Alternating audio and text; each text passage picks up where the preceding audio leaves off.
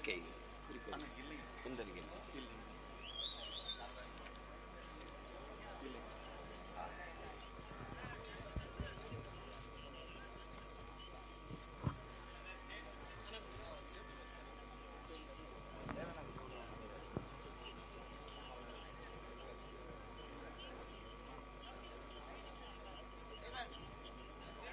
பனையேரிகள்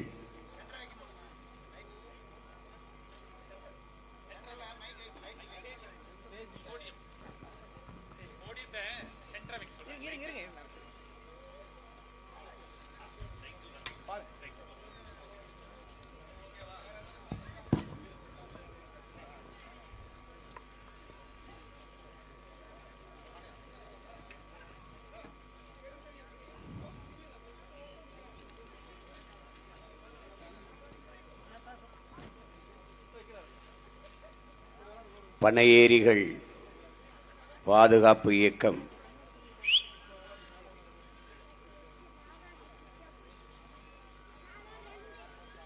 கல் இறக்குவோர் பேரமைப்பு இணைந்து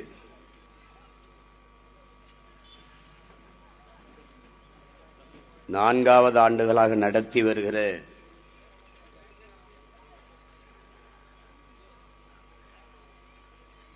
பனை கனவு திருவிழாவிற்கு வருகை தந்திருக்கிற பெருமக்கள்,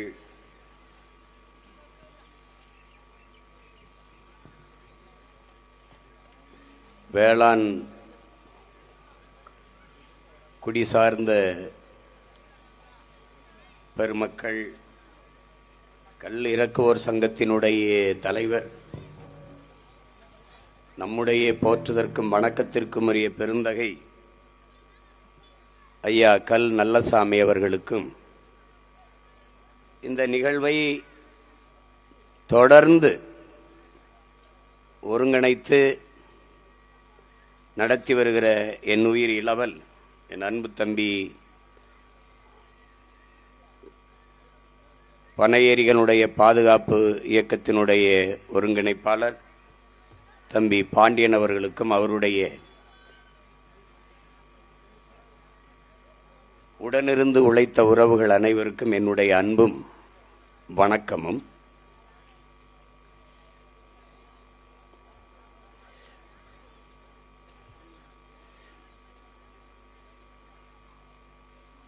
இது கனவு திருவிழா என்று நடத்தப்படுகிறது. ஒரு கனவு, தம்பி பாண்டியன் அவர்கள் சொன்னது போல, பனை சார்ந்த பொருளாதார பெருக்கம், தற்சார்பு வாழ்வு என்பது தமிழ் குடிகளின் பெருங்கனவு. இந்த பனையை ஒரு அற்ப உயிராக பார்க்கிற ஒரு போக்கு இங்கே இருக்கிறது. தமிழர்களுடைய தேசிய மரமே பனைதான். இன்றும் தமிழ்நாட்டில் தமிழருடைய நாட்டு மரமே பனைதான்.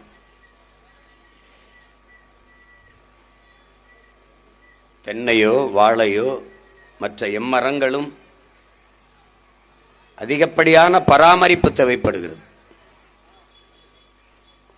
இந்த உலகில் ஒரு உயிரினம் எந்த பராமரிப்பும் இல்லாது வளர்ந்து தன் உடலில் எல்லா உறுப்புகளையும் மானுட சமூகத்தின் பயனுக்கு தருகிற ஒரு உயிர் உண்டென்றால் அது உலகத்திலேயே பனை மட்டும்தான். 840 பயன்பாட்டை தருகிறது. அதனாலே அது கற்பக தரு என்று, அதில் உடலில் ஒன்று கூட கழிவு கிடையாது. அதுக்கு நீ உரம் போட வேண்டியதில்லை, அதுக்கு தண்ணி பாய்ச்ச வேண்டியதில்லை, அது தன்னைத்தானே பார்த்துக்கிறோம். இங்கே இருக்கிற ஆட்சியாளர்களும் அவ்வப்போது நாங்கள் பணங்காட்டு நரி சலசலப்புக்கு அஞ்ச மாட்டோம் என்று பேசுவார்கள். நான் அவர்களுக்கு சொன்னேன், நீங்க பணங்காட்டு நரிதான், பணங்காடே நாங்கள் தான் என்று. அந்த காடே நாங்கள் தான் என்று. இந்த பனையின் அருமையை விளக்குவதற்கு ஒரு சுருக்கமா, எங்களுடைய தலைவர் தமிழீழ நாட்டை அடைவதற்கு போராடுகிற போது இந்த நார்வே உள்ளிட்ட நாடுகள் எல்லாம் எங்க அன்னை இடத்தில் பேச்சுவார்த்தைக்கு வந்தபோது அவரிடத்திலே கேட்கிறார்கள், பிரபாகரா நீ ஒரு சின்ன தீவில் இருக்காய், அதில் ஒரு பகுதி இப்ப நியாயமா பார்த்தா நம்ம ஊர்ல 2 மாவட்ட அளவு தான் தமிழ் ஈழம் என்பது.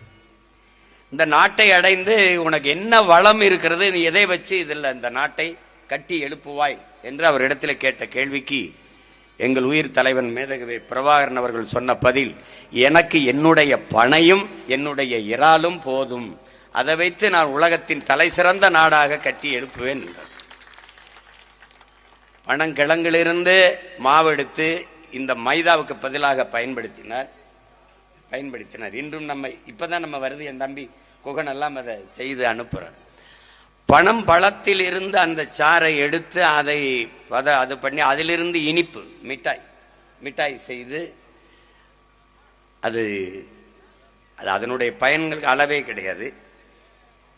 இங்கே பனையை ஏறுவது என்பது ஒரு தொழில் என்று பார்ப்பது தவறு.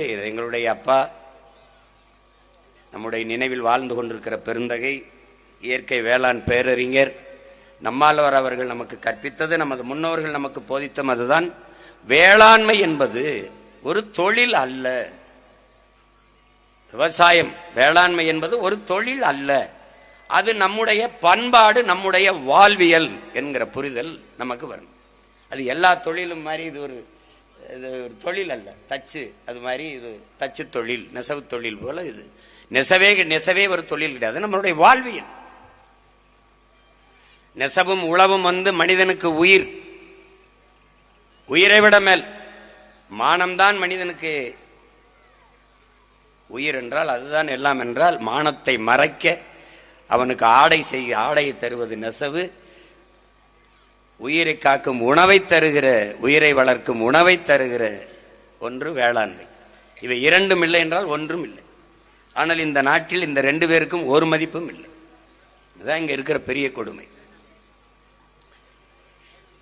இதுபோல பனை வேளாண்மை சார்ந்த ஒன்று. வேளாண்மை ஆடு மாடு வளர்த்தல், பட்டுப்பூச்சி வளர்த்தல், நெசவு பெண்ணுதல், பனை ஏறுதல், பனை சார்ந்த தொழில் செய்வது, இது வேலையை செய்வதெல்லாம் ஒரு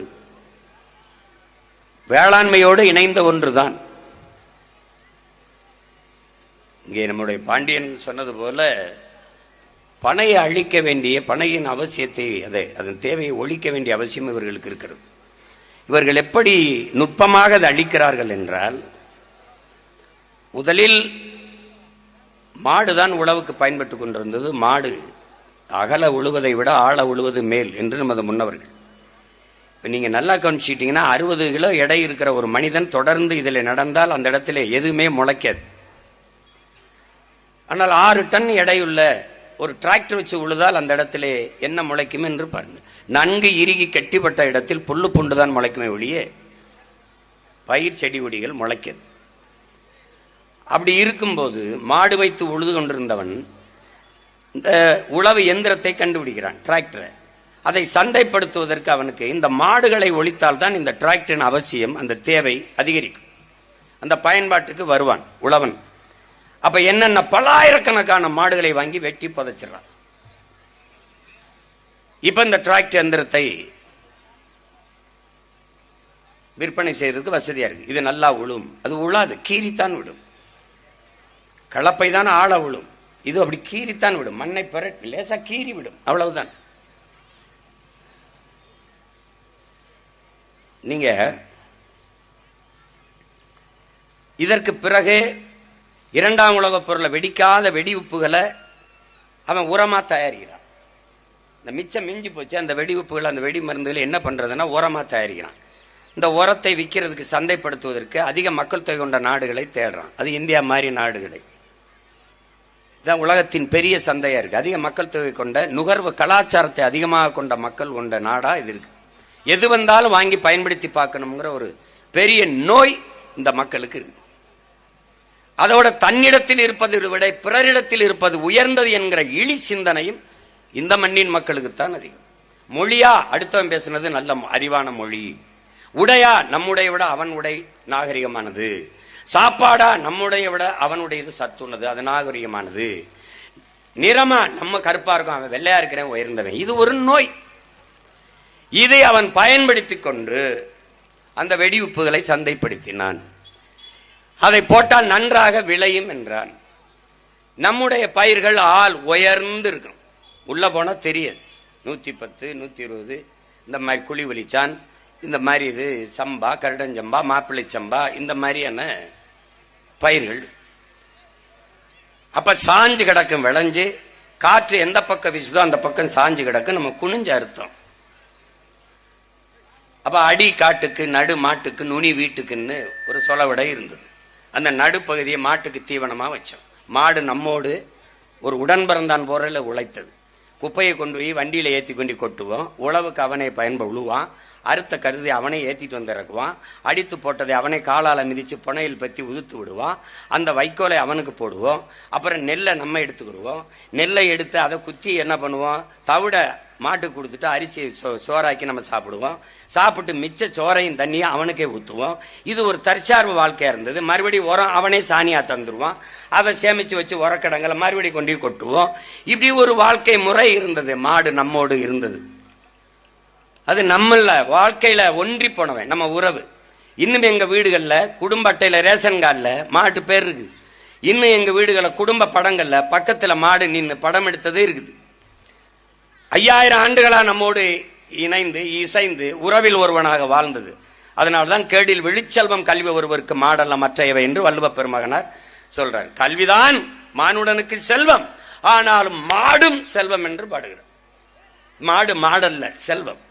அந்த மாடை ஒழிச்சால்தான் இந்த ரசாயன உரத்தை, இந்த ரசாயன இந்த டிராக்டர், இந்த உழவு எந்திரத்தை விற்பனை பண்ண முடியும். இந்த ரசாயன உரத்தை என்ன, மாடு இருக்கிறவரை ஆடு இருக்கிறவ என்னணும், இந்த இயற்கை உரம் சாணி கிடக்கும், அது குப்பையாகும், அது உரமாகும். அப்ப அந்த உரத்தை ஒழிச்சாதான் இந்த உரத்தை விற்க முடியும். இப்ப அவன் கொண்டாந்து வித்து போட்டான். நம்முடைய பாரம்பரிய நெல் வகை அந்த உரத்தை ஏற்கல, அப்ப விளைச்சல் வரல. அப்ப நம்முடைய வேளாண் குடிமக்களின் புகார் என்ன, என்னையா உன் உரத்தை போட்டா விளையும்னா ஒன்னும் வரலையா அப்படின்னா, அப்ப உன் விதை தப்புன்ட்டான், உன் விதை சரியில்லை, நான் ஒரு விதைதாரன்னு. அவன் என்ன பண்ணா, 5008 5020 இந்த குட்டையா பயிறு குனிஞ்சு முட்டிக்கால் போட்டு சாஞ்சறுத்த நெல்லு, குனிஞ்ச அறுத்த நெல்லு வயலுக்கு உள்ள முட்டிக்கால் போட்டு இருக்கிற உயரத்துக்கு வந்துருச்சு. வரப்புயர நீர் உயரும், நீர் உயர நெல் உயரும், நெல் உயர குடி உயரும், குடி உயர கோல் உயரும், கோல் உயர கோன் உயர்வான்னு அவைவானது பொய்யாயிட்டுது. அப்ப என்ன ஆயிடுச்சு, வரப்பு இருக்கு, நீர் இல்ல, பயிரும் உயரல, எல்லாம் குட்டையா போச்சு. அறுத்தா அடி காட்டுக்கு இருக்கு, நுனி வீட்டுக்கு இருக்கு, நடு மாட்டுக்கு இல்ல, மாட்டுக்கு தீவனம் இல்ல, ஒழிச்சான். இப்படி ஒவ்வொன்றா நுட்பமா அடிச்சான். நம்ம என்ன பண்ண, நமக்கு வளர்ச்சி வளர்ச்சி வளர்ச்சி, காதுல தேனை ஊத்திக்கிட்டே இருந்தான். வளர்ச்சி வேலை வாய்ப்பு, வளர்ச்சி வேலை வாய்ப்பு. அதுதான் அப்பா சொல்றாரு, இந்த பசுமை புரட்சி பச்சை புரட்சி என்பது நாம் வளர்ச்சி விஞ்ஞானம் என்று கருதினோம்.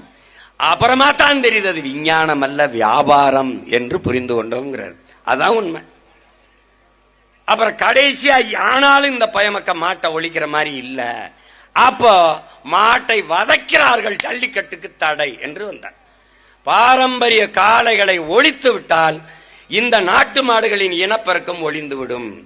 ஜல்லிக்கட்டு இதற்கு பயன்படவில்லை என்றால் காளைகளின் அவசியம் இல்லை, அடிமாட்டுக்கு வித்து விடுவான் என்று மாட்டின் மேல அக்கறை இருப்பது போல காட்டி மாட்டை அழிக்க முடிவெடுத்தார். ஒரு இனம் அழிகிறது என்றால், தம்பி பாண்டியன் சொன்னது போல மாட்டை அழிப்பது, ஆட்டை அழிப்பது, பாரம்பரிய அவன் தொன்ம அடையாளங்கள், பாரம்பரிய விதை அழிப்பது, அவனுடைய மொழி அழிப்பது, கலை இலக்கியத்தை அழிப்பது, வழிபாட்டை அழிப்பது, பனை அழிப்பது, இவை எல்லாவற்றையும் அழிக்கும் போது அந்த இனம் மொத்தமாக அழிந்துவிடும். இப்ப ஏறக்குறைய 90 விழுக்காட்டுக்கு மேலே நம் இனம் அழிந்து விட்டது. அதுபோலதான் பனை. அதுல இருந்து கருப்பட்டி, நொங்கு, பதநீர் எல்லாம் இருந்தது. அதை கல்லுன்னு சொல்லிவிட்டான். அதை என்ன பண்ணா, இங்க பாருங்க, நுட்பமா பனை அரிச்சு இப்ப செங்கல் காலவாய்க்கு சும்மா இதுக்குமா போட்டு அறுத்து நாசம் பண்ணி விட்டான். 50 ஆண்டு கால பனையை வெறும் 50 ரூபாய்க்கு விற்கிற நிலைமை தள்ளிடுச்சு. அது பயன் இல்லப்பா. பனை மரத்து வச்சு எங்க வீட்டுல எங்க வரப்புல இருந்த பனையில குறுக்க குறுக்க குறுக்க ஒவ்வொரு மரத்தையா வெட்டிட்டு அப்படி எங்க அண்ணன், இது ஏப்பா வெட்டின, இதுக்கு போய் கோபப்படுற, ஏன் இப்படி வெட்டினு கேட்டதுக்கு, இதுக்கு ஏப்பா அப்படி கோபப்படுற, பனை தானப்பான்னு. அவ்வளவுதான் அவருக்கு தெரிஞ்சது. இதை வச்சுக்கிட்டு என்னப்பா பண்றது, ஒண்ணும் இல்லைன்னு. நொங்கு தானே, இந்த 10 மரம் இருக்குது, காய்ச்சா 10 இவ்வளவுதான் புரிதல். பனை, என் அன்பு சொந்தங்களே, என் அருமை உடன் பிறந்தார்களே, எல்லா மரத்திற்கும் வேர். ஆனால் பனைக்கு வேர் இல்லை, அது குழாய், டியூப். நீங்க போட்டு பேனா பாருங்க, பட்டு போன ஏதாவது பனை இருந்தால் அந்த மரத்தின் வேரை எடுத்து பாருங்க, கருப்பா அப்படி இருக்கும். கருப்பா அந்த தோலை அப்படி உரிச்சிட்டீங்கன்னா உள்ள பஞ்சு இருக்கும், உள்ள பஞ்சு இருக்கும். எல்லா மரங்களுக்கும் பக்க வேர் இருக்குது, பனைக்கு பக்க வேர் கிடையாது.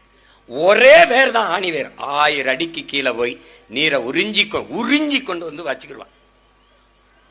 அதனாலதான் வறண்ட நில தாவரம் அது. பாலைவனத்தில் பனை வராது.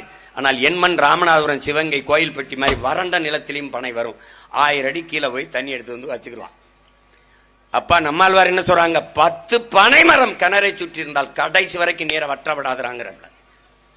இந்த பரதேசிகள் இன்னைக்கு ஆட்சியில் இருக்கிறவன்லாம் நீர் வழிந்து ஓடுகிற காவாயச்சு 2 பக்கமும் சிமெண்ட பூசி, நடுவலையும் சிமெண்ட பூசி விடுறான்.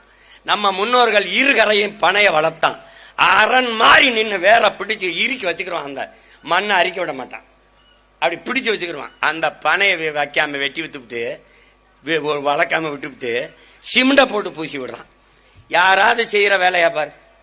இந்த தண்ணீர் கசிந்து ஓடி, கசிவு நீர் பாசனமே 1,00,000 ஏக்கர் இருக்கு. இந்த எங்க அப்பாவுக்கு அதுக்கு நாங்க போறான் போய் கசிவு நீர் பாசனம். நிலத்தடி நீர் பூமிக்குள்ள போய் தான் நிலத்தின் நீரடி மட்டம் உயரும். அங்கே நண்டு, நத்த, புல், மண்புழு எல்லாம் இருந்தாதான் மண் வளப்படும். அது உருவாகவே விடாம சிமெண்ட பூசி, கீழே சிமெண்ட பூசி தண்ணி விழுந்தோம்னா நேரம் ஓடி போயிடும். இப்படி ஒரு அறிவியல் தொழில்நுட்பத்தை நம்ம ஆட்சியாளர்கள் கண்டுபிடித்திருக்கிறார்கள். பனையின் பயன்பாடு என்னவென்று தெரியாமல் இன்னைக்கு பெரிய பெரிய கடைகள் போனால் கிளுகிழுப்பை, சீன கிளுகிழுப்பை, கொட்டான், சீன கொட்டான், பாய், சீன பாய். ஏன்? சீன பாயில படுத்தா தான் இவனுக்கு கனவு வரும், தூக்கம் வரும். நம்ம பாயில படுத்தா வராது. அவனுக்கு ஏதாவது ஒண்ணு வெளிநாட்டில இருந்து வரணும். நம்ம பாயவே சிங்கப்பூருக்கு கொண்டு போய் கப்பல்ல அங்கிருந்து கொண்டாந்து இங்க சிங்கப்பூர் பாயின்னு விழுந்து விழுந்து வாங்குவான். ஏன்? நோய். புரியுதா? நேத்து கூட நான் பேசிக்கிட்டு இருந்தேன். நான் சொல்றதை இவனுக்கு ஏற மாட்டேங்குது. ஏன்னா அவனை மாதிரியே நானும் கருப்பா இருக்கிறதுனால வேணாலும் இப்படி கட்டை ஒரு மீதி வச்சுட்டு குட்டையா இந்த பய வேணே நம்ம பையதானப்பா. உள்ளூர் மாடு விலை போகாது. அப்போ ஒருத்தர் சொன்னார், ஒரு அருள் தந்தை உட்காந்துக்கிட்டு, அதே ஹைட் வெயிட் ஒயிட்டா இருக்கணும், அப்பதான் பேக்காப்பாங்கிறப்பல. ஹைட்டா இருக்கணுமா, இல்ல வெயிட்டா இருக்கணுமா, ஒயிட்டா இருக்கணுமா, அப்பதான் உண்மைன்னு நம்புவானா. இதுக்கு என்ன பண்ண முடியும்? நம்ம தீ குளிச்சு வெந்தா வர முடியும்? நிலைமை அப்படி. இவனுக்கு அடுத்தவன் சொல்லணும். எத்தனை ஆண்டுகளா நம்ம அப்பா நல்லசாமி அவர்கள் கல்லின் அருமையை பற்றி, உணவின் ஒரு பகுதின்னு எவ்வளவோ பதிச்சு பார்த்துட்டாங்க. இவனுக்கு புரியல. அவன் ஒன்று ஒன்றா அழிக்கிறான், கண்ணுக்கு தெரியாமல் அழிக்கிறான். இது ஒரு உயிரியல் போர். பனையை ஒழிப்பது, பனையிலிருந்து வெளியேற்றுவது, வேளாண்மையிலிருந்து வெளியேற்றுவது, அவனுடைய நெசவில் இருந்து வெளியேற்றுவது. நீ நூல் விலை ஏற்றி மின் கட்டணத்தை உயர்த்திட்டேன்னா நெசவை எங்கே பண்ணுவான்? வழி இல்லை. எல்லா விலையும் ஏற்றிவிட்டால் அவன் விளைவிக்கிற பொருளுக்கு அவனே விலையை தீர்மானிக்க முடியாதுங்கிற நிலையை உருவாக்கி வைத்து விட்டால் எப்படி வேளாண் குடிமகன் வாழ்வான்? ஒரு கரும்பை விளை வைக்க 20 ரூபாய் ஆகுது ஒரு தட்டைக்கு. 1 கிலோ தக்காளியை விளைய வைக்க 20 ரூபாய் ஆகுது. அவன் சந்தைக்கு கொண்டாந்து இறக்கும் போது விளைய வைத்த அவன் தனக்கு 5 ரூபாய் லாபம் வச்சு 25 ரூபாய் விற்க முடியாது. வாங்குகிறவன் தீர்மானிக்கிறான். இங்கே ஒரு குண்டூசி செருப்பு, ஒரு விளக்கமாறு தயாரிக்கிறவன் 10 ரூபாய் 10 ரூபாய், செருப்பு தயாரிக்கிறவன் 250 ரூபாய் 250 ரூபாய் தான். ஒரு பிளேட் கத்தி 10 ரூபாய் 10 ரூபாய் தான். ஆனால் 1 கிலோ தக்காளி, 1 கிலோ கத்தரிக்காய், 1 கிலோ வெண்டைக்காய் 20 ரூபாய் என்றால் விளைய வைத்தவன் தீர்மானிக்க முடியாது. வாங்குவன் தான் தீர்மானிப்பான். 20 ரூபாய் தக்காளி 10 ரூபாய் கொடுத்தா கொடுக்கலன்னா போ என்று சொல்வான். நீ உணவுப் பொருளை திருப்பி எடுத்துட்டு போக முடியாது, கெட்டு போகும். அப்ப வந்த விலைக்கு பாதி நட்டத்திற்கு பாதி இழப்புக்கு விற்கிறான். வழி இல்லை, இழப்பை தாங்க முடியாது. பால்டாலை வாங்கி கொண்டு விளைநிலத்திலே குடிச்சிட்டு சாகுறான். இதான் நடக்குது. வயல் வரப்பில் இருக்கிற மரத்திலே தூக்கில தொங்குறான் விவசாயி என்றால் இதுதான். ஒரு நாட்டில் வேளாண் குடிமகன் வாழ்கிறான் வளர்கிறான் என்றால் அந்த நாடு வாழ்கிறது வளர்கிறது என்று பொருள். ஒரு நாட்டில் ஒரு வேளாண் குடிமகன் வாழ முடியாமல் சாகிறான் என்றால் அந்த நாடு நாடல்ல, சுடுகாடு என்று பொருள். இன்னைக்கு ஒரு வேளாண் குடிமகன் சாவது செய்தி, நாளைக்கு நீ சோறு இல்லாமல் சாக போகிறாய் என்பதற்கான எச்சரிக்கை மணி, முன்னறிவிப்பு என்பதை அறிவார்ந்த தமிழ் சமூக தம்பி தங்கைகள் புரிந்து கொள்ளும். இது செய்தி அல்ல, பிளாஷ் நியூஸ் அல்ல. அது விவசாயி அவன் சத்தா என்ன, இவன் சத்தா என்ன, யானை சத்தா என்ன, கொக்கு சத்தா என்ன, காக்க சத்தா என்ன, இவையெல்லாம் செத்தால் பார்க்க நீ இருக்கிறாய். நீ செத்தால் பார்க்க எவனும் இருக்க மாட்டான். இவன் எல்லாம் இருந்தாதான் நீ வாழவே முடியும். அப்படி ஒவ்வொன்னா ஒரு பயோ வாரை, ஒரு உயிரியல் போரை தொடுத்து அடிச்சான்.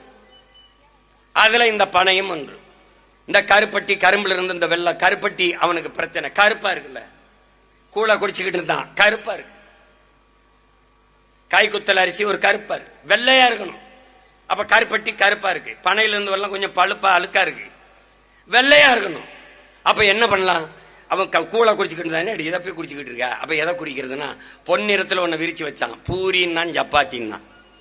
என் ஊர்ல அரிசி விலையும், கேழ்வரகு விலையும், வரகு விலையும், இந்த கோதுமை கருமா விளையாது.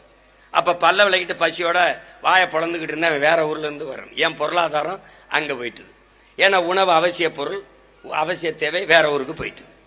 இப்ப கருப்பட்டி விட்டுட்டு வெள்ளையா இருக்கணும்ல, சீனின்னு ஒரு சர்க்கரை, வெண் சர்க்கரை கொண்டாந்தான். சீனி கண்ட கண்ட ரசாயனத்தை போட்டு வெள்ளையாக்கினான். அதை சாப்பிட்ட உடனே என்ன ஆயிடுச்சு? நிலத்துல விளைய வேண்டிய சர்க்கரை உடம்புல விளைய ஆரம்பிச்சிட்டது. 30 வயசுக்குள்ள 400 சர்க்கரை எனக்கு இருக்கு, 300 சர்க்கரை இருக்கு அப்படின்னு. அன்னைக்கெல்லாம் எங்கேயாவது ஒருத்தருக்கு சர்க்கரை நோய் இருக்கும். இன்னைக்கு பணக்கார நோய் எதென்று நாங்களுக்கு அறிவியல்ல ஒரு மார்க், ஒரு மதிப்பெண், ஒரு மதிப்பெண்ணுக்கு கேள்வி வந்தது. படிச்சவங்களுக்கு தெரியும், ஒரு மதிப்பெண்ணுக்கு பணக்கார நோய் எது என்று எங்களுக்கு ஒரு கேள்வி வந்தது. அந்த கேள்வியில நாங்க சர்க்கரை நோய் என்று எழுதுவோம், அதுக்கு ஒரு மதிப்பெண். அதுக்கப்புறம் கல்லு குடித்தவன் தள்ளாடுவது ஏன் எங்களுக்கு கேட்பான். சிறுமுளை பாதிக்கப்படுவதா, அது தள்ளாடுது, இப்படிதான் பதில் எழுதுவோம். இந்த பணக்கார நோய் சர்க்கரை. இன்னைக்கு சர்க்கரை நோய் இல்லாதவன் இந்த கூட்டத்திலே இருக்க முடியாது. ஏன்னா பரம்பரை நோயா, பரம்பரை சொத்து மாதிரி பரம்பரை நோயாக கடத்தப்படுது.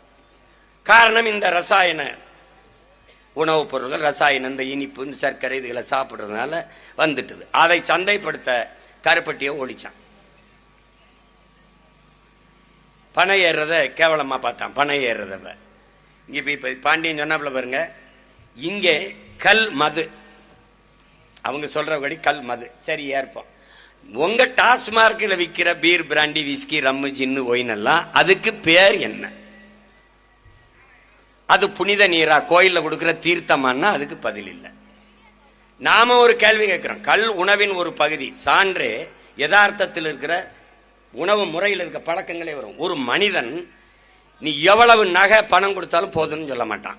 உணவு ஒன்றில்தான் மனிதன் போதும் என்று சொல்வான். நீங்க சாப்பாடு வச்சு சாப்பிட்டே இருக்கும்போது உணவை மட்டும்தான் எனக்கு போதும் என்று சொல்லுவான். நீங்க வேணா பாருங்க, நீங்க ஒரு விருந்துக்கே போங்க, சாப்பிடுங்க, சாப்பிடும்போது எனக்கு போதும், எவ்வளவு சுவையான சாப்பாடு இருந்தாலும் போதும். அது மாதிரி நீங்க சாராயம் அல்லது ரம்மு, ஜின்னு, இந்த மாதிரி சீம சரக்குகளை நீங்க குடிச்சா அவன் போதும்னே சொல்ல மாட்டான். மயங்கி மட்டையாகி கீழே விழுகிற வரை குடிச்சுட்டு தான் இருப்பான். ஆனா கல்லு 2 லிட்டரை கொடு, 2 செம்பு, எங்க ஊர்ல செம்பப்ப அளவு, இப்ப இங்கே லிட்டரு போத்தல், 2 போத்தலை குடி போதும்.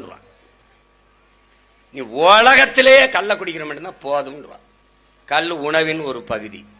அதை குடிச்சு செத்தவன், தாலி அறுத்த பொம்பளை, வாழ்வை இழந்த பொம்பளை ஒருத்தி சொல்லுவான், உலகத்துல கல்லு குடிச்சு செத்தவன் ஒருத்தன் சொத்தம் மட்டும் குடிச்சு குடிச்சு வித்துட்டான்பா அப்படின்னு ஒருத்தனை காட்டு. இல்ல தம்பி சொன்னாம்பார் 7, ஒரு 10 நாளைக்கு நீ தொடர்ந்து ஒரு கல்ல குடிச்சோம் தோல் மினுமினுப்பாய் நானே சீமான வெள்ளக்கார மாதிரி ஆயிருவேன். உண்மையா இல்லையா? உண்மையில மினுமினுப்பா இருக்கேன். அப்படியே என்னையா மச்சான், என்னையா ஒத்த பண்ண கல்லு வருக, ஆள் தூக்கலா இருக்கியா, தோல்லாம் மினுமினுக்குதியா. எங்க அண்ணன் சிரிக்கிறாப்புல. நாங்க போட்டு அடிச்சுட்டேன். நான்லாம் சொல்றது வைக்கப்படல. நானே எங்க அண்ணன் ரவி வரல.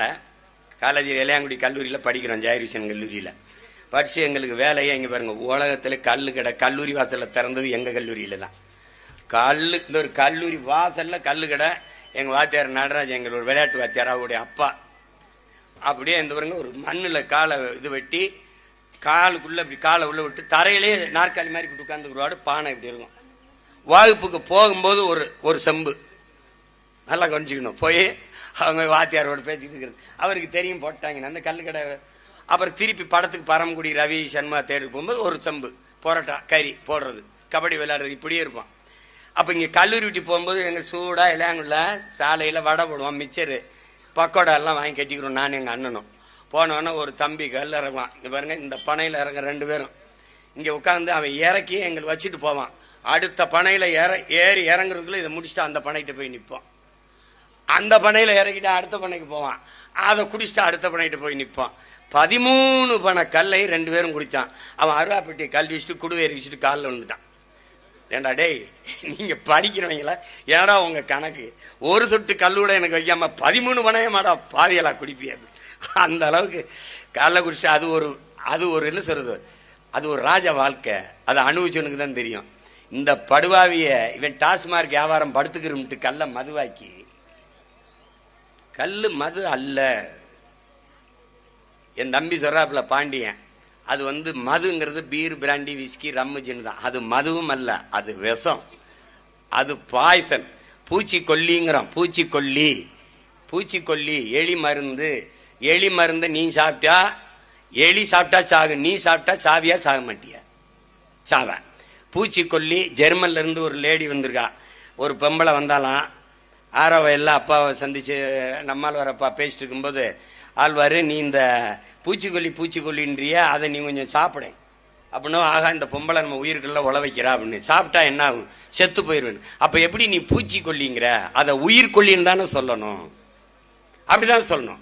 அப்ப இந்த கடையில, டாஸ்மார்க் கடையில விற்கிற இந்த ரம்மு, இந்த விஸ்கி, இந்த பிராண்டிய நம்ம மது என்று சொல்லக்கூடாது, விஷம் என்றுதான் சொல்லணும். அதை விஷம் என்றுதான் சொல்லணும்.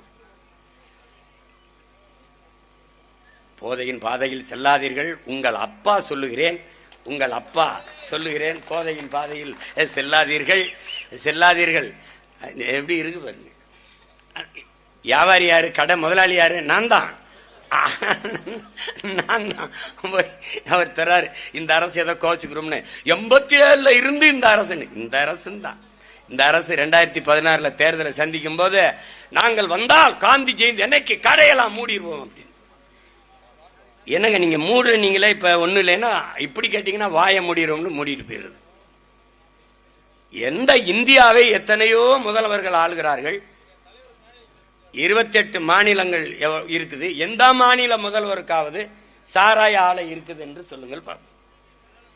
இந்த பக்கம் மிடாஸ்னு ஒரு பெரிய மிடாஸ், இந்த பக்கம் பல சாராய ஆலைகள் அவர்கள் பேர்ல அல்லது அவர்கள் பினாமி பேர்ல இருக்குது, அவர்களுடைய ஆட்கள் பேர்ல. இப்போ இந்த டாஸ்மார்க் இந்த கல்லை திறந்து விட்டால், இந்த கல்லை பருகிற இந்த கல் என்று சொல்லையே நாங்க வெறுக்கிறோம். நாங்கள் அதை மூலிகை சார், தென்னம்பால், பனம்பால், ஈச்சம்பால், மூலிகை சார் என்றோம்.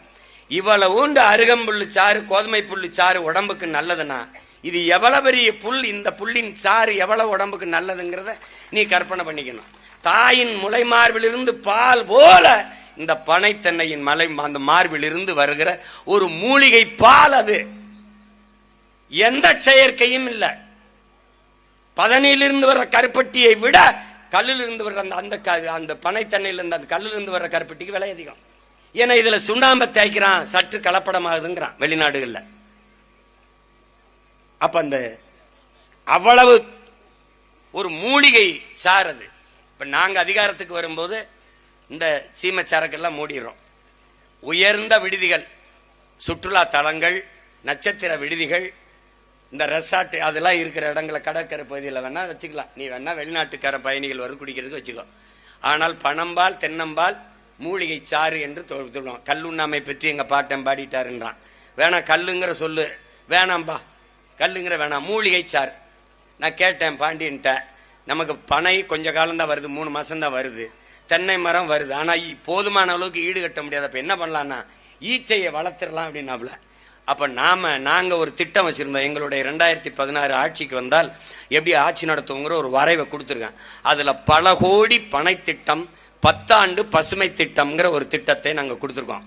அந்த திட்டத்துல பாண்டியன் சொல்றாருல, அங்கங்கே பனை விதைகள் நடப்பட்டு மரங்கள் வளர்க்கப்பட்டு வருகிறதுன்னு.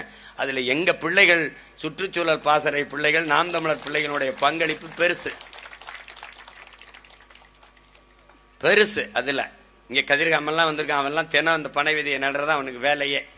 நானே நட்டேன், நாங்களாம் நட்டோம். எங்க வெண்ணிலாம் நாங்க கூட்டிட்டு போய் நட்டோம் பனை விதையில. ஏன் இலங்கையிலிருந்து கூட யாழ்ப்பாண பனையெல்லாம் கொண்டு வந்து நாங்க நட்டோம். அப்ப பாண்டியன் சொல்றது இன்னைக்கு நான் நடுறது எனக்கு பயன்படுமான்னு தெரியாது. ஆனால் ஒன்று நாங்க செய்வோம், இந்த இருக்கிற பனையை எப்படி பயன்படுத்துவது என்று என் இளைய தலைமுறை பரம்பரைக்கு கற்பித்து விட்டு நாங்கள் இல்லாது போனா கூட அடுத்து வருகிற இந்த பனையை தென்னையை பயன்படுத்தி என் பிள்ளைகள் பொருளாதாரத்தில் தற்சார்படைந்து நிமிர்வார்கள். அதுல எந்த சந்தேகமும் இல்லை. 1 கிலோ கருப்பட்டி 1000 ரூபாய்க்கு விற்கிது அமெரிக்கால. எல்லாரும் இயற்கை உணவுக்கு திரும்ப நினைக்கிறான். ஆனா அந்த இயற்கை உணவுல உற்பத்தியில மக்கள் தொகை எண்ணிக்கைக்கு ஏற்ப ஈடு கொடுக்க முடியல. அப்ப என்ன பண்றான், விதையை மரபணு மாத்துறான். 1 கிலோ கத்தரிக்காய் வாங்கினோம்னா 10 காய் கத்தரிக்காய் இருக்குது 1 கிலோக்குன்னா, அவன் அதை விளைய வைக்க தயாரா இல்ல. மரபணுவை மாத்தி ஒரே காயை 1 கிலோவா மாத்துறான். இப்ப நீங்க மிளகா, பச்சை மிளகா எப்படி இருக்கும்? இப்ப இவ்வளவு பெருசு இருக்கு ஒரு பச்சை மிளகா. ஆமா, சொரக்காய் எப்படி இருக்கும்? குடுவை தயாரிக்கிற மாதிரி நம்ம சொரக்காய். இப்ப நீ பாண்டியன் இந்த அந்த பனையேறி இடுப்புல போட்டிருக்க குடுவை எங்கேயாவது நீங்க சொரக்காய் இப்படி விளையுதா? நீங்க எங்க நாங்கெல்லாம் விளைஞ்சு வரும்போது ஒரு காயை நாம விதை பொறுக்கு விதை மரபினர், பொறுக்கு விதை மரபினர். நாம் எப்படி பொறுக்கு விதை மதன் இருப்பாரு. இப்ப தோட்டத்துல கத்தரிக்காய் விளைய வச்சிருப்போம். அதுல சிறப்பா பெருசா காய்க்கிற கத்தரிக்காயை பார்த்து அதை விதைக்கின்னு ஒரு துணியை கட்டி விட்டுருவோம். மறந்து கூட பறிக்க மாட்டோம். முருங்கைக்காய் புடலங்காயில விதைக்கின்னு ஒரு துணி அப்படி கட்டி விடுவோம். விதைக்கு கட்டி இருக்குது அப்படிங்கிறது சாதாரணமா எல்லாருக்கும் தெரியும். அந்த விதை வீரியமானதா அதை வச்சிருவோம். மிளகாயும் அப்படித்தான். அதே மாதிரி மாடு, நீ ஜல்லிக்கட்டு மாடு, இந்த கிடா சண்டை, சேவல் சண்டையெல்லாம் விடுறது எதுக்குன்னு நினைக்கிற? கிடாய மோத விட்ட பரம்பரை. ஏன் மோத விட்டான்? அது வேடிக்கை அல்ல, விளையாட்டல்ல. அதுல வென்ற கிடாய் இனப்பெருக்கத்துக்கு இருக்கும், தோற்ற கிடாய் கரியாயிரும். சேவல் சண்டை, வென்ற சேவல் உயிரோட இருக்கும் இனப்பெருக்கத்துக்கு, தோற்ற சேவல் குழம்பு அடுப்புல கொதிக்கும். அப்போ ஆடு மாடு கோழியில் கூட வீரத்தை கடத்தின பரம்பரையில் வந்த மரபு தமிழன் மரபு என்பதை நாம் மறந்து விடக்கூடாது. அந்த பொறுக்கு விதை மரபினர்.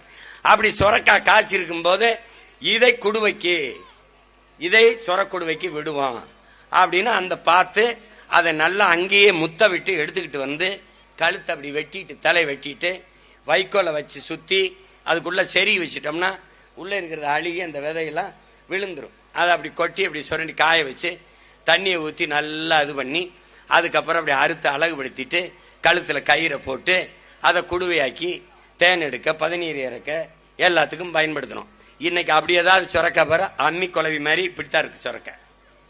என் மரபணு மாத்திட்டான். இப்படி எல்லாவற்றையும் மாற்றி மாற்றி அழித்து அழித்து வந்தவன் இந்த இனத்தை அழிப்பதற்கு அவனுடைய ஒவ்வொரு அடையாளங்களாக சிதைத்து சிதைத்து அழித்து வந்தவன். அதில் ஒன்றாக பனை, அவனுடைய பாரம்பரிய பனையை கை வச்சு அழிகிறான். இப்ப இருக்கிற இப்ப நமக்கு ஒரு அதிகாரம், இப்ப கல் அதுல இருக்கு. கல் நம் உணவின் ஒரு பகுதி, கல் நம் உணவு, கல் நம் உரிமை. அப்படிதான் நம்ம இந்த திருவிழாவை, இது திருவிழா என்று சொல்வதை போல உரிமை கோரும் விழா என்றுதான் நம்ம இதை எடுத்துக்கிறோம். அப்படிதான் இதை எடுத்துக்கணும். இதுல தொடர்ந்து இப்படியே நம்ம போராடி கொண்டு இருக்க முடியாது. கல்லுக்கு தடையை இந்த அரசு நீக்கவில்லை என்றால், தடையை விதிக்காத ஒரு அதிகாரத்தை உருவாக்குவதற்கு வேளாண் பெருங்குடி மக்கள் தயாராக வேண்டும். அது இல்லைன்னா வழி கிடையாது. சும்மா ஒவ்வொரு ஆண்டும் ஒரு நாள் கூட்டி இதே இடத்துல கூட்டத்தை போட்டு கல்லறைக்கு அனுமதி கொடு, கல்லறைக்கு அனுமதி கொடு, கல் இருக்கு. எங்க ஊர்ல கல் இருக்குன்னு என் சொந்தக்காரனை பிடிச்சிட்டு போயிட்டாம்ல. நான் எங்க அண்ணனை கூப்பிட்டேன், வா போலீஸ் ஸ்டேஷன் போம்னு. என் ஊர் திசை பக்கம் போனீங்கன்னா ஸ்டேஷன் இருக்காது, பேர் தெரிஞ்சிருவேன்ட்டேன். இது வேலை சேட்டை. பக்கத்தில் இருக்க டாஸ்மார்க் குடிச்சிட்டு தாலி ஏத்துட்டு போறான், கொலையை வெட்டிட்டு கழுத்தை வெட்டி கொண்டுட்டு போறான். அதை தடுக்க துப்பு இல்ல. இந்த மாதிரி ஒரு அரசு எங்கேயாவது பாரியா? நீ குடிக்க போகும்போது கார்ல போகலாம், குடிச்சிட்டு கார் வெட்டி வரக்கூடாது. குடிச்சிட்டு கார் வெட்டி போக கூடாது. ஓரத்தில் நின்றுக்கிட்டு இங்க வா இங்க வா இங்க வா இங்க வா ஊது ஊது 1000 ரூபாய் பெனால்டி. இதெல்லாம் நல்லா ஊதுவான். உள்ள தீவிரவாதி இந்த சுடும்போது வேடிக்கை பார்த்துட்டு நின்றுவான். இதெல்லாம் பரிச்சை எழுத போற நம்ம பிள்ளைய மூக்குத்தியில விட்டு கொண்டு மூக்குத்தியில கொண்டு போகும் நினைப்பாப்பா. மூக்குத்தியில அவ்வளவு பெர்ஃபெக்ஷன். மூக்குத்திக்குல கூட விட்டு கொண்டு விட மாட்டான். தீவிரவாதி பார்டர்ல பரிச்சை எழுத போற பிள்ளைய சோதிக்கிறவன் பயங்கரவாதியை உள்ள விட்டான். அவன் துப்பாக்கி எப்படி கொண்டாந்தான் தெரியாது. எப்படிப்பட்ட ஆள்கள் பார்த்துக்க. கால கொடுமை. இதெல்லாம் ஒழிக்கணும்னா ஒரு வழிதான் இருக்கு. ஒவ்வொரு நாளும் போராடி கொண்டு மக்களின் பிரச்சனைகளை அரசு கையில் எடுக்காத போது அதிகாரத்தையும் அரசையும் மக்கள் கையில் எடுப்பதை தவிர வேற வழி இல்லை. அப்படி ஒரு அதிகாரம் உருவாகும் போதுதான் அது மக்கள் அதிகாரமாக மக்கள் ஆட்சியா இருக்கும். இங்கே தேர்தல் அரசியல், கட்சி அரசியல் தான் இருக்கு, மக்கள் அரசியல் இல்லை. இங்கே செய்தி அரசியல் தான் இருக்கு, செயல் அரசியலோ சேவை அரசியலோ இல்லை. இந்த பனையை பயன்படுத்தி பனை சார்ந்த தொழிற்சாலை, தென்னை சார்ந்த தொழிற்சாலை, நிலமும் வளமும் சார்ந்த தொழிற்சாலை, எங்களுடைய அரசு அமையும் போது ஒரு பனை சார்ந்த தொழிற்சாலை, இந்த மாதிரி 1000-500 எங்க ஆத்தாளப்பன் கையேந்திய நிலையில் இல்ல.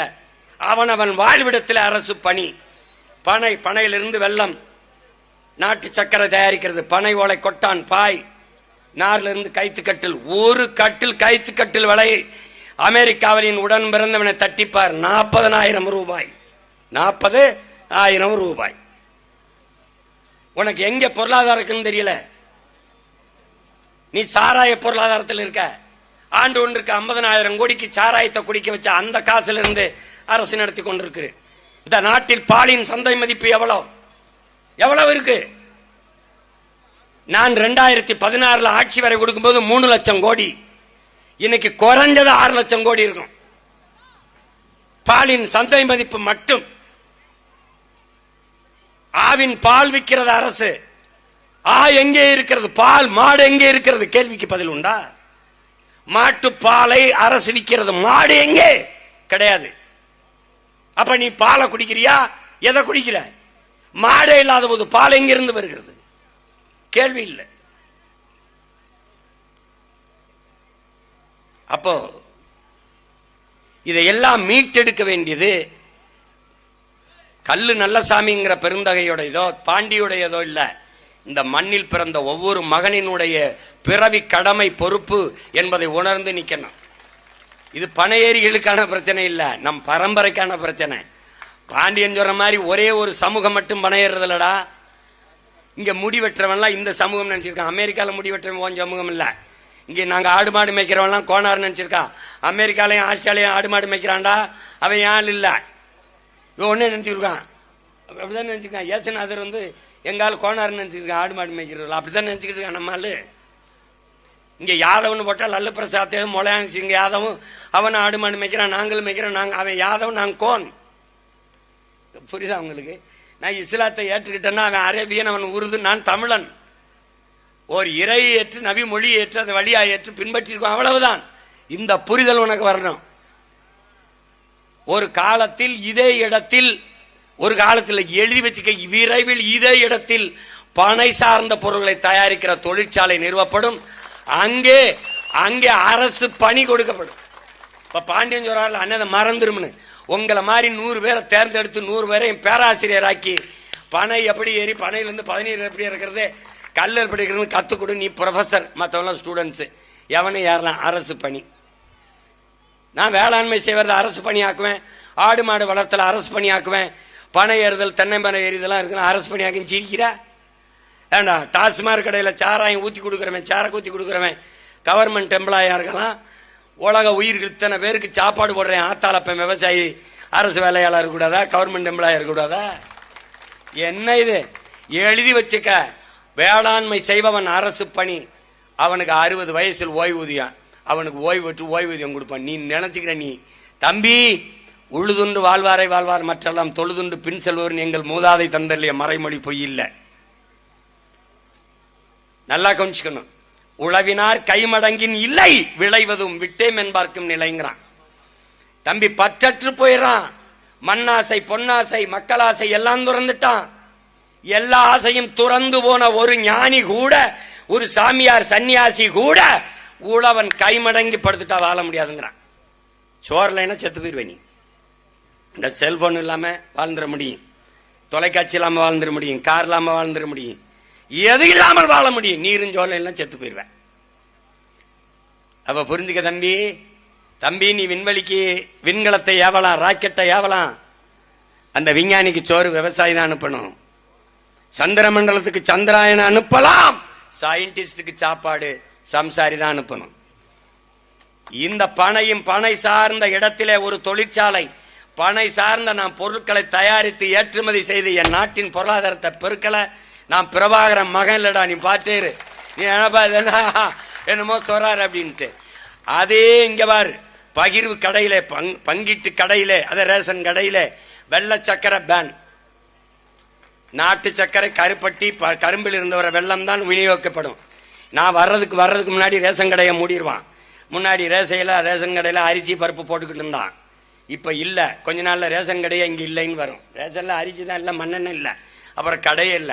நாங்கள் வரும்போது குறிஞ்சி அங்காடி, மருதம் அங்காடி, நெய்தல் அங்காடின்னு நிறுவி அரசே கொடுக்கும். அப்படி இல்ல, வெள்ளை சக்கரை தான் நான் சாப்பிடுவேன்னா, சாகிறதுன்னு ஆயிடுச்சு, அதிகமா வரி கட்டிட்டு சான்னு ரெட்டிப்பு வரிய போட்டு விட்டுருவேன். புரியுதா? நீ கொழுப்படுத்து சாகிறதுன்னு முடிவுட்டா கூட எனக்கு வரியை கட்டிட்டு செத்துப்போ. இப்ப என்ன ஆகுது?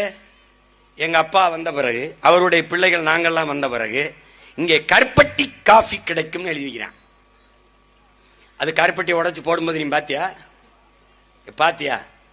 நீ ஆவின் பால் குடிக்கிற அவன்கிட்ட விக்கிறவன்ட்ட எங்க இருக்குன்னு கேட்டியா? முன்னாடி எல்லாம் மாட்டு மடுவை போட்டிருந்தான் ஆவின் பொட்டலத்துல. இப்ப இந்த பக்கம் கருணாநிதி ஐயா படம், இங்க ஸ்டாலின் படம். நான் கேட்டேன், ஓ பால் மாட்டு மடுல இருந்து வரலையா, இங்க இருந்தா வருதா? அதுக்கு ஏய் சந்தை இருந்தா தட்டி பாருவான் ஆவின் பொட்டலத்துல. என்ன தேவைன்னு? இது ஒரு கூட்டம். முதலில் நாகரிகம் பெற்ற இனம் போர்க்குணம் மற்று போயிருங்கிறான். நீ நாகரிகம் பெற்ற இனம் மாதிரியா இருந்த? உட்காருன்னு 1 மணி நேரம் கத்துற, அப்படி போய் உட்கார மாட்டேற. என்னைக்கு இந்த சமூகம் மேம்பட போகுது? வெள்ளக்காரன்லாம் இப்படி ஏதாவது ஒரு கூட்டத்தில் இப்படி நின்று பார்த்திருக்கியா நீ? அவ்வளவு ஒழுங்கு இருக்கு. அந்த ஒழுங்கு எப்படி இருக்கும்னா, எங்க கட்சி கூட்டம் நடக்கும், பெரிய பெரிய கூட்டங்கள் வந்து பாரு, எங்க பிள்ளைகள் எப்படி இருக்கான்னு பாரு. இப்ப கூட அண்மையில கோயம்புத்தூர்ல 50,000 60,000 பேர் கூடனா ஒரு சத்தம் இருக்காது, ஒரு குறுக்கு மறுக்கம் ஓடுறது ஒண்ணு இருக்காது. ஏன்? பிரபாகரன் பிள்ளைகள் மக்கள் ராணுவம் போல இருப்பான். உலகிற்கு நாகரிகத்தை கற்றுக் கொடுத்த இனத்தின் மக்கள் என்ன செய்யறது, எதை சாப்பிடுறது, எதை பேசுறது, எதுவும் தெரியல. உங்கள் மகன் அதிகாரத்துக்கு வந்தவர் ரோட்ல நொங்கு இளநீர் எவனும் விற்க முடியாது. கடை கட்டி கொடுத்துருவேன் நானே. கடை இங்க பேர் கடைனா பில்டிங் சென்ட்ரிங்லாம் கிடையாது ராஜா. பெரிய பெரிய தொழிற்சாலையில தகர சீட்ல தான் நடக்குது. கட்டி அங்கே உட்கார்ந்து விற்கணும். நீ நொங்கு வேணுமா, இளநீர் சர்பத்து வேணுமா, நொங்கு சர்பத்து வேணுமா, பதநீர் வேணுமா, என்ன வேணும், போடா. அங்க நகை வேணும், சொலுக்காசுக்கு போக தெரியுது இல்ல, போடா. எல்லாம் வேணா அங்க போய் குடிட்டா, நொங்கு வேணா அங்க போய் குடி. எங்காலு வெயில்ல செருப்பு குளிர் விட்டப்பட்ட ஏசி அறையில் இருக்கு. கத்தரிக்காய், வெண்டைக்காய், முருங்கைக்காய், சொரக்காய், நொங்கு, இளநீர் ரோட்ல கிடக்கு. உருப்படுமாடா இந்த நாடு? உருப்படுமாடா? கார்ல போட்டு மிதிக்கிற செருப்பு. இவர் இந்த செருப்பை புதுசா ஏசி ரூம்ல இருந்து வாங்கி மாட்டிட்டு வருவாப்ல. கார் 2 கோடி வந்து இறங்குவாப்ல. ரோட்ல முருங்கைக்காய், கத்தரிக்காய். அம்மா இந்த செருப்பு 1500 ரூபா அப்படியே வாங்கிடுவாப்ல. 5 ரூபா குறைக்க மாட்டாப்ல. இங்க வந்து கீரை கட்டு அளவை 5 ரூபாய்ங்க, கொஞ்சம் பார்த்து போட்டு கொடுங்க, 4 ரூபா கொடுக்குறேன். ஏன்? பாவப்பட்டவன் இவன்ட்ட பேரம் பேசிட்டு இருப்பான். பேரம் பேசி வாங்கி இந்த கத்தரிக்காயை வாங்கி கார்ல ஏறி போவாப்ல. போய் வாசப்படியில 5000 வாங்கினார்ல செருப்பு, அதை வாசல்ல விட்டுருவாப்ல. இந்த ரோட்ல கிடந்துச்சு இல்ல, இதை அங்க உண்டி சமையலறை உண்டி கழுவி சாப்பிட்டு உள்ள போட்டு வயிறு வாழ்வாப்ல. எப்படி எதியில கிடக்க வேண்டியது குளிர் விட்டாப்பட்ட குளிர் அங்க இருக்க வேண்டிய இடத்துல ரோட்ல கிடக்குது. அப்படித்தான் உழைக்கும் மக்கள் எல்லாம், வேளாண் பெருங்குடி மக்கள் எல்லாம் ரோட்ல கிடக்குறான். நீ எழுதி வச்சுக்க, ஒரு நாள் இந்த நாட்டின் பிரதம அமைச்சர்கள், இந்த நாட்டின் பெரிய பெரிய அமைச்சர் பெருமக்கள், இந்த நாட்டில் இருக்க அறிவியல் விஞ்ஞானிகள், இவன் எவனுக்கும் இல்லாத மதிப்பு உழுது விதைச்சு உலகத்துக்கு சோர் போடுற உழவர் குடிக்கு வருதா இல்லையான்னு மட்டும் வரும். அதைத்தான் சொல்றான் பாரு எங்க மூதாதி. என்னைக்கு சொல்றான்? உழுதுண்டு வாழ்வாரை வாழ்வார், மற்றெல்லாம் தொழுதுண்டு பின் செல்பவர். உழுவார் உலகிற்கு ஆணி, அத்தாற்றாது எழுவாரை எல்லாம் பொறுத்துட்டான். அவன் ஒண்ணும் கிடையாது.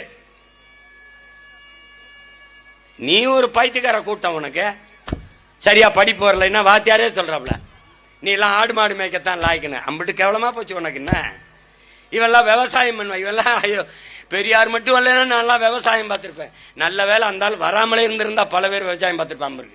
இவன் சொல்றது பெரியார் மட்டும் இல்ல, நல்லா விவசாயம் இருந்திருப்பேன் அப்படின்னு. அப்புறம் வீட்டுல போய் என்ன திம்ப? மண்ணலி திம்பிய? உங்களுக்கு கேவலமா போச்சு. என்ன வேளாண்மை செய்யறது? வேளாண்மை என்பது ஒரு வாழ்வியல், அதுபோல அரசியல் என்பதும் ஒரு வாழ்வியல், அறிவியல் புவியியல் போல அது ஒரு வாழ்வியல். வரிசையில் 1500க்கு வாக்கை விற்கிற சந்தை இல்லை.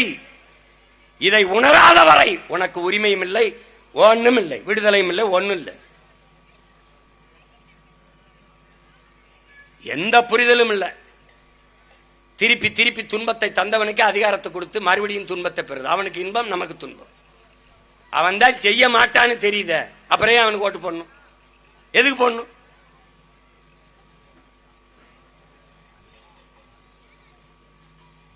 விளக்கமாறு கூட சீனாவில இருந்து வருது.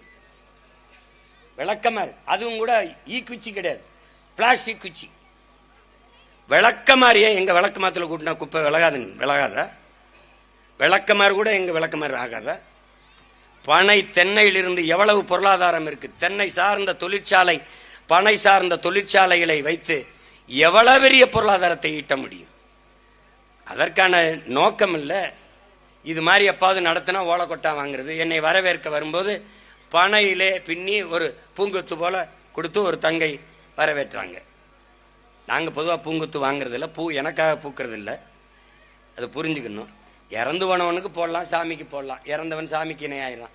நீ என்னத்தை கிழிச்சிட்டாயின்னு உனக்கு மாலை போட்டு வரவேற்கணும். நாங்கள் என்ன பண்ணிவிட்டா சொல்லு? அது பூச்சி, வண்ணத்து பூச்சி, வண்டுகளினுடைய உணவு. அதை பிடுங்கி இவருக்கு போட்டணும், மாலையா போட்டணும். இன்னும் சில கொடுமைகள், பெரிய பெரிய தலைவர்கள் வரும்போது கார் சக்கரத்துக்கு பூ போட்டு வரவேட்டதெல்லாம் இருக்கு. அதெல்லாம் இருக்கு, இன்னும் காட்சியா இருக்கு. அதனால நாங்க மாலைகள் வாங்குறது இல்லை, துண்டுகள் போடுறதில்ல. துண்டை போட்டு போட்டு தான் எங்களை துண்டாக்கி போட்டு விட்டான். மாலை போடுற அளவுக்கு எங்க தோள்கள் வெற்றி தோள்கள் இல்லை. அது மாதிரி எல்லாவற்றையும் மாற்ற வேண்டியது இருக்குது. இது 4வது ஆண்டுல இருந்து பேசிட்டு இருக்கிறோம் இதே இடத்துல. இப்ப இன்னி 5வது ஆண்டும் பேசணும். 5வது ஆண்டுலையாவது பேசாம செய்யறதுக்கு ஒரு வாய்ப்பு வருது, வரலாற்று வாய்ப்பு, ஒரு தேர்தல் வருது. அதுலயாவது என் மக்கள் கொஞ்சம் விழித்து கொண்டு ஒவ்வொரு தடவை இப்படி மனு கொடுத்து மன்றாடிட்டு இருக்காம இதை தீர்வு, குறைகளை கேட்கிற இடத்தில் இல்லாமல் தீர்க்கிற இடத்திற்கு வருவதற்கு என் மக்கள் முயற்சி செய்யணும். இல்லைன்னா திரும்பி திரும்பி இந்த பனை திருவிழான்னு திருவிழான்னு ஒரு கொண்டாட்டம் போல இருக்குன்னு எல்லாரும் கேட்டு திருவிழாவான் அப்படின்னு நினைச்சுக்கிட்டு அங்க ராட்டினம் சுத்தும், சவு மிட்டாய் விற்பான், பம்பாய் மிட்டாய் விற்பான், படம் காட்டான்னு வரக்கூடாது. இது உரிமைக்கான போர், இது உரிமைக்கான போர். வார்த்தை பனை திருவிழா, திருவிழா போல உங்கள் வாழ்க்கை ஒவ்வொரு நாளும் இருக்கணும்னா பனையை போற்றணும். பனை தமிழனுடைய தேசிய மரம். ஈழத்துல சிங்களவன் நம்முடைய மக்களை தமிழர்கள் என்று அன்னை காசி ஆனந்தன் சொன்னது இருக்கு.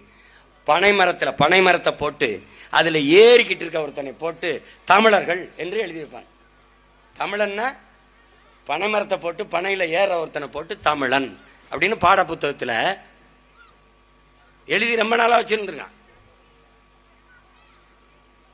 அப்படி நம்முடைய அடையாளம் பனை, நம்முடைய அடையாளம் பனை, அதை நினை என்று இந்த பனங்காடுகளை வளர்க்கணும். ஒரு காலம் வருது, நீங்க சாலையில் பயணிக்கும் போது எழுதி வையுங்கள், எங்களுடைய கனவு சாலையில் பயணிக்கும் போது திரும்பி பார்த்தால் காலி இடங்கள், வெற்றி இடங்கள் என்று ஒன்று இருக்காது. ஒன்று மேய்ச்சல் நிலமாக இருக்கும், அல்லது நீர் தேக்கமாக இருக்கும், அல்லது ஒருங்கிணைந்த வேளாண் பண்ணையாக இருக்கும், அல்லது காடுகளாக இருக்கும். இது இப்படித்தான் நீங்க சாலையின் இருமருங்கும் பார்ப்பீர்கள். சாலையின் இரு ஓரமும் அடர்ந்த பனைகளாக, இரு பக்கமும் பனை இந்த வரப்பில் இருப்பது போல சாலையின் இருமருங்கும் பனை இருக்கும். பாதுகாப்பாக இந்த மண்ணின் வளத்தை வைத்திருக்கிற ஒரு என்ன சொல்றது குல தெய்வம் தான் இது. மாவீரர்கள், எங்களுடைய மாவீரர்களை போற்றும் போது பனையையும் போற்றுவதற்கு காரணம், மாவீரர்கள் மறைந்து நின்று தாக்குதல் தொடுத்ததற்கு அதுவும் களத்திலே பனை நின்றது. அந்த பனையும் களத்திலே தமிழீழ விடுதலை போரிலே தன்னையும் ஒரு போராளியாக இணைத்துக் கொண்டு களத்திலே நின்றது என்பதற்காக அந்த பனையை நாங்கள் போற்றினோம். அதுபோல இந்த பனையை பாதுகாக்க வேண்டுமென்றால் இந்த பனையேறிகள் வைக்கிற கோரிக்கை, இந்த உரிமை போர் வெல்ல வேண்டும். எங்க ஐயா நல்லசாமி சொல்றது போல கல் உணவின் ஒரு பகுதி, இந்திய அரசியலமைப்பே அதை சொல்லுது. அவங்களே சொல்றாங்க, கல் போதை அப்படின்னு சொல்லி நீ நிரூபிச்சிட்டீங்கன்னா, மது நிரூபிச்சிட்டீங்கன்னா பல கோடி தர்றேன்னு கூட சொல்றாங்க. அதை கள்ளச்சாராயம் குடிச்சு செத்து 10 லட்சம் வாங்க கூட தயாரா இருக்கானே ஒழிய இதுக்கு பந்தயம் கட்டி யாரும் வந்து அந்த பல கோடி ரூபாயை வாங்க தயாரா இல்லை. கள்ளு குடிச்சு யாராவது செத்து இப்படி 5 லட்சம் 10 லட்சம் வாங்குற நிலைமைக்கு வந்தான்னு ஏதாவது சொல்லு பார்ப்போம். ஒன்றும் இல்லை. அதனால இது தொடர்ந்து போராடி கொண்டே இருக்க முடியாது. அதுக்கு ஒரு முற்று வைக்கணும். அந்த முற்றுக்கான ஒரு களமும் காலமும் உருவாகி வருகிறது. இன்னும் 6 மாத காலங்கள் தான் இருக்கிறது. அறிவார்ந்த தமிழ் சமூக மக்கள் விழிப்புணர்வும் அரசியல் தெளிவும் கொண்டு இந்த தேர்தலை அணுக வேண்டும். இதே தொடர்ந்து பேசிக்கொண்டே இருக்க முடியாது. இதற்கு ஒரு தீர்வு காண வேண்டும். கல் நம்முடைய உணவு, கல் நம்முடைய உரிமை. அதை இறக்குகிற அனுமதியை போராடி பெற வேண்டியது தமிழனாக பிறந்த ஒவ்வொருவருடைய கடமை. அதை செய்ய போராடுகிற ஒவ்வொருவருக்கும் தோளுக்கு தோளாக துணை நிற்க வேண்டியது நாம் தமிழர் கட்சி பிள்ளைகள் எங்களுடைய பிறவி கடமை. அதை தொடர்ந்து நாங்கள் செய்வோம். அதை தொடர்ந்து செய்வோம். ஆமா, அதுல நான் போன தடவை நீதிமன்றத்திற்கு வரும்போது, செஞ்சிக்கு வரும்போது நான் என்ன சொன்னேன்னா, ஐயா அந்த உரிமையை தான் முழக்கமா வைக்கிறாங்க, நீங்க இருங்க, உங்க பிள்ளைகள் போராடி பெறோம், தைரியமா இருங்க. நான் கூட சொன்னேன், இப்ப நீங்கெல்லாம் கல்ல இறக்கும் போது என்ன பிரச்சனையா இருக்கு, நானே நான் ஏறி கல்லை இறக்குறேன், இந்த காவல்துறை என்னதான் செய்யுதுன்னு பாப்போம் அப்படின்ட்டு. அப்ப நான் சொன்னோன்னே எங்க அன்னைங்கெல்லாம், தம்பி நம்ம எல்லாருமே சேர்ந்து அருவாப்பேட்டி கட்டிக்கிட்டு ஏறுவோம் ஒரு தடவை அப்படின்னு. இப்ப நான் இப்ப சொன்னேன், பாண்டி பெரிய பனையா காட்டிடாத, எனக்கு இப்ப பயிற்சி இல்லை, தொடர்ச்சி இல்லை, சின்னதா ஒரு பனையை காட்டு, நம்ம அறிவிச்சு சோறுட்டி சீமான் பனை ஏறி கல் இறக்குகிறார். இப்ப இவ்வளவு பேர் நீங்க இருக்கீல்ல, இவ்வளவு பேர் போலீஸா இருப்பான், நீ ஒரு தடவை பாரு நடக்குதா. நான் அகில இந்திய செய்தியாக்கல, நீ பார்த்தேரு ஒரு நாள் கல் இந்த ஓயறதுக்குள்ள நானே கட்டிக்கிட்டு ஏறி ஏதாவது ஒரு பனையில இறக்கி, நான் மட்டும் இல்ல என்னோட நிறைய என் தம்பி தங்கச்சி எல்லாம் ஏறுவோம் நினைட்டாப்ல. நான் கூட அன்னைக்கு ஒரு தங்கச்சி இறக்கி பேசினது என் ஸ்டேட்டஸ்ல தன் படத்துல வச்சிருந்தேன், பார்த்திருப்பேன்னு நினைக்கிறேன். அது மாதிரி இது செய்யாது. இப்ப நாங்களே ஏறி கல்லிறக்கிற போராட்டத்தை அடுத்து விரைவில் செய்ய இருக்கிறோம். இப்ப அடுத்து ஆடு மாடுகளின் மாநாடு நடத்த இருக்கிறேன். ஆடு மாடுகளின் மாநாடு தென் மாவட்டத்தில் தேனியை மையப்படுத்தி, அது என்ன மாடு ஆடுகளின் மாநாடுன்னு ஒரு தடவை பாரு. மாடு ஆடுகளும் எப்படி மாநாடு போடுதுன்னு ஒரு தடவை பாரு. இந்த மாடு ஆடுகளின் மனச்சான்றாக உங்கள் மகன் நானே பேசுவேன். அப்பவாது இந்த உனக்கு மான ரோச சூடு சரண வருதான்னு பார்ப்போம். அதே மாதிரி நானே பனை ஏறி கல்லை இறக்கி கொடுக்குறேன். அதை குடிங்க, அதுல ஏதாவது குடிச்சிட்டு செத்தா நானே பொறுப்பு. என் மனைவி கிட்ட சொன்னேன், ஏங்க உங்களால முடியாதுங்க, இப்பெல்லாம் பயிற்சி இல்லைங்கன்னு. 2 நாள் பயிற்சி எடுத்தாவது ஏறிடுறதுன்னு முடிவு எடுத்துருக்கேன். அடுத்து உறுதியா பனை இறக்கி செய்யறது. இதுல ஒன்னும் இழிவில்லை. எந்த வேலையும் செய்யலாம், இழிவல்ல. எந்த வேலையும் செய்யாமல் இருப்பதுதான் இழிவு. பனை ஏறுதல் என்பது நம்முடைய பரம்பரை பண்பாடு, நம்முடைய தொன்று தொட்ட வேளாண்மையின் ஒரு வடிவம். அதனால் அறிவார்ந்த தமிழ் சமூக மக்கள், நீங்க பருகிறதுன்னு ஆயிட்டா. என் பிள்ளைகள்லாம் என்ன கேட்கிறாங்க, அண்ணே கேரளாவில் போய் கல் குடிச்சிட்டு வரான், புதுச்சேரி போய் கல் குடிச்சிட்டு வரான், ஏனே இதை நம்ம ஊர்ல தடை பண்ணி வச்சிருக்காங்க, இதுக்கு நீ ஊர் வழி பண்ண மாட்டியாங்கிறான். பண்றேன் இரு பண்றேன் அப்படின்னு சொல்லியிருக்கேன். அதனால இதுக்கெல்லாம் ஒரு வழி பண்ணுவோம். கல் நமது உணவு, கல் நமது உரிமை. போராடி பெற வேண்டியது நம் பிறவி கடமை. தொடர்ச்சியாக சற்றும் தளர்ச்சியின்றி கல்லிறக்கிற உரிமையை பெற களத்திலே நிற்கிற பெருந்தகை நம்முடைய ஐயா கல்லு நல்லசாமிக்கும் அவருடைய உடன் நிற்கிற தோழர்கள், வேளாண் பெருங்குடி மக்கள் அனைவருக்கும் இந்த பனையேறி கல் இறக்கிற உரிமையை பெற பனையேரிகளினுடைய பாதுகாப்பு சங்கத்தினுடைய அமைப்பினுடைய தலைவராக இருந்து தொடர்ந்து முன்னெடுக்கிற என் ஆறுயிர் இளவல் என் அன்பு தம்பி பாண்டியன் அவருக்கும் அவருடைய இணையருக்கும் அவர் உடன் நிற்கிற அத்தனை உறவுகளுக்கும் என்னுடைய அன்பும் வணக்கமும். புரட்சி எப்போதும் வெல்லும், நம்முடைய போராட்டமும் ஒரு நாள் வெல்லும். நன்றி, வணக்கம். நாம் தமிழர். அந்த விருது நம்ம பனை கனவு திருவிழாவில் தொடர்ந்து வருட